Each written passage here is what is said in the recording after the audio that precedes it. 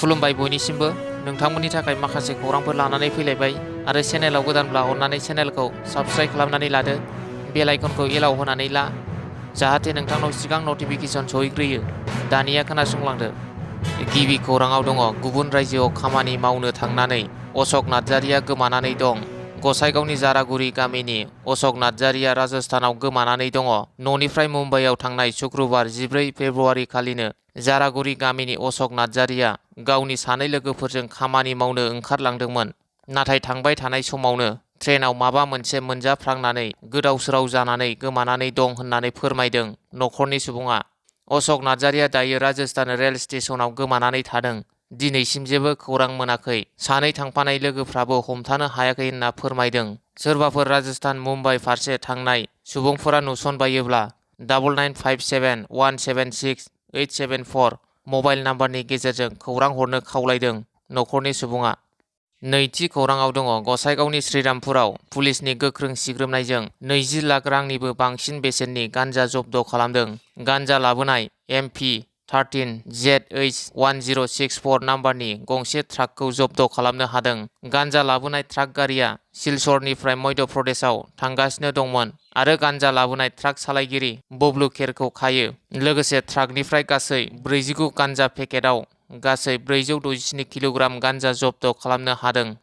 थामथि खौराङाव दङ भेन्सार फरायसालियाव भेन्सारैनो आजिरा लानांदों सानै गाहाय फोरोंगिरि आरो सानै लेङाइ फोरोंगिरिफोरा। मख'नो गोनांदि चिरां जिल्लानि सिङाव थानाय दैमालु गोजौ फरायसालिया गायसनजादोंमोन 1997 आरो दैमालु गेजेर फरायसालिया गायसनजादोंमोन 1986 मायथाइयाव।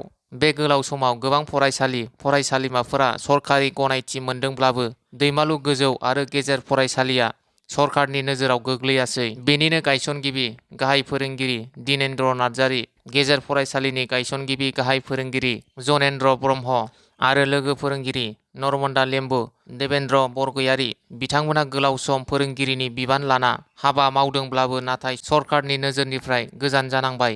अदेबानि बिथांमोना दिनै भेन्सारैनो आजिरा लानांबाय। मैया बेनिनो गोबां ओनसोलनि रायजो राजा आरो बारग' फरायसाफोरा गोसोआव हाजासे दावदाब लानानै बिथांमोनखौ गोसो गोथारै मान बावदों। ब्रैथि खौराङाव दङ आनजाद मिरुआव मबाइल फन बाहायनानै आनजाद लिरनाय भिडिअ भाइरेलखौ लानानै तामुलपुर जिल्ला बेंगिरिनो एबसु आरो आरसुआ गोसोखां बिलाइ गथायदों। मबाइल फन बाहायनानै ओइचएस आनजाद लिरनाय भिडिअ भाइरेल जानायनि सायाव गोख्रों बिजिरनाय नांगौनि दाबिजों तामुलपुर जिल्ला एबसु आरो आरसुनिफ्राय तामुलपुर जिल्ला बेंगिरिनो गोसोखां बिलाइ गथायदों।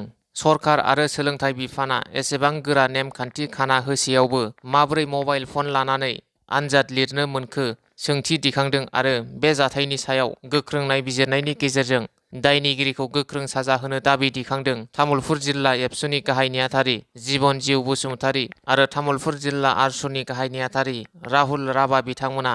मख'नो गोनांदि आनजाद मिरुआव मबाइल नायनानै लिरनाय मोनसे भाइरेल भिडिअ गोसारनायाव लोब्बा थानाय 3 बिजाथिखौ एक्सपेल खालामनायजोंनो बे जेंनाया जोबनानै थाङा होनना गोख्रों रावजों बुंबावो।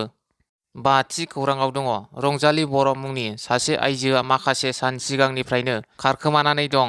नलबारि जिल्लानि दमदमा बुनबारि हाग्रामारि गामिनि मन्टु बर'नि बिसि रंजालि बर'आ थांनाय दिसेम्बर दाननिफ्रायनो बबेयाव थांदों बिनि जेबो गुमुर गैया। गोबाव सम बारलांबाय दासिम न' फारसे फैफिनाखै। रंजालि बर'आ न'खरनि सोरनियावबा थांदों नामा बेखौ खौरां लादोंब्लाबो जेबो गुमुर मोननाय जायाखै होनना फोरमायदों फिसाइ मन्टु बर'आ।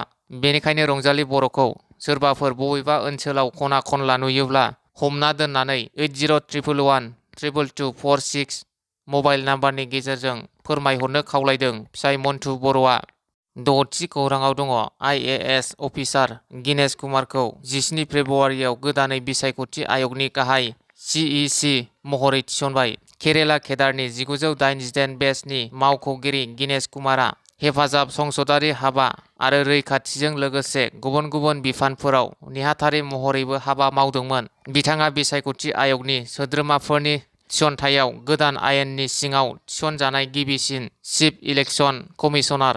स्निथि खौराङाव दङ गरेसराव निउ ट्रेनिं क' ससाइटि राङारि फसंथाननि गिदिर थगायनाय। कम्पानिनि बिगोमा नीलकमल पालआ बहाबा खारखुमानानै दं। रां दोनथुमगिरिफोरनि मेच्युरिटि अक्ट'आ बारलांनाय लोगो लोगो खारखुमादों नीलकमलआ।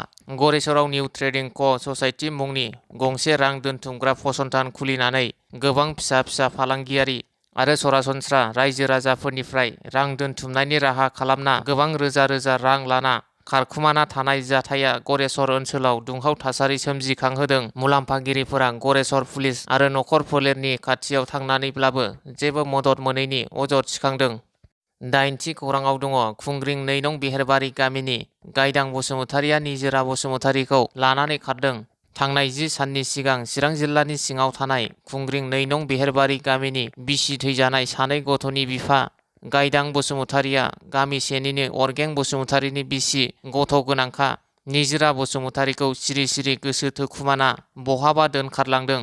बेनिखायनो गायदां बसुमतारि आरो निजोरा बसुमतारिखौ सोरबाफोर बहाबा नुसनबायोब्ला 9394467960 मबाइल नाम्बारनि गेजेरजों कल खालामना खोन्थाहरनो खावलायदों फिसाय अरगें बसुमतारिया। 9थि खौराङाव दङ धेमाजिनि जामजिं हाग्रा ओनसोलाव थानाय सेङाजान लामानि साखाथियाव मासे हाग्रानि मैदेर थैनाय बोखांनो हादों। थांनाय साननैसो सिगांनिफ्रायनो ओनसोलनि सुबुंफोरनियाव मोनामनाय सोमजिबाय थानायखौ लानानै ओनसोलनि सानैसो सुबुंफोरा मोनामनाय जायगायाव थांनानै नायहैयोब्ला नुहैयोदि मासे हाग्रानि मैदेरा थैनानै दं। खमैबो 10 निफ्राय 15 बोसोरनि मासे हाग्रानि मैदेर थैनानै थानायखौ ओनसोलनि सुबुंफोरा हाग्रा बिफाननो फोरमायहरो आरो हाग्रा बिफाना जायगासिम सौहैनानै गोथै मैदेरखौ नायबिजिरनो पस्टमर्टमनि थाखाय लानानै थाङो। मैदेरा माबोरै थैदों बेखौ पस्टमर्टमनि उनावसो मिथिनो मोनसिगोन।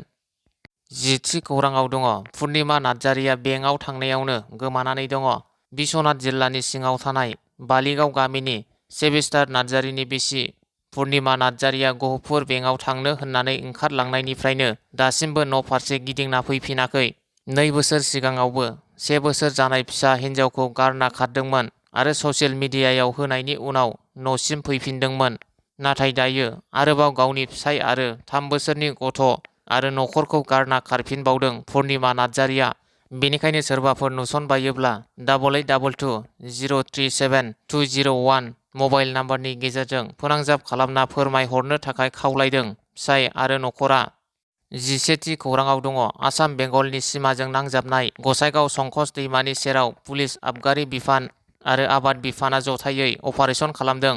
गसाइगाव महकुमा पुलिस मावख'गिरि हिरेन कुमार देकानि दैदेननायाव मोनसे हानजाया आयेन बेरेखायै आफिं आबाद मावनायखौ फोजोबस्रांदों। पुलिसनि मोनसे हानजाया आयेन बेरेखा 10 बिगानि बांसिन आफिं आबादखौ फोजोबस्रांना होदों।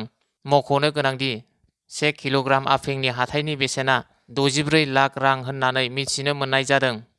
12थि खौराङाव दङ चिरांनि बिजनीनि सिङाव थानाय 4 नं बराबारि गामिनि थागिबि कामेस्वर नार्जारि आरो रुपाश्री नार्जारिनि फिसाज्ला सानसुमा नार्जारिया फुंनि 8:30 रिंगासोआव फरायसालियाव थांबाय थानाय समावनो गंसे बाइकजों सौग्रावना गोब्राब जोखोम जादों।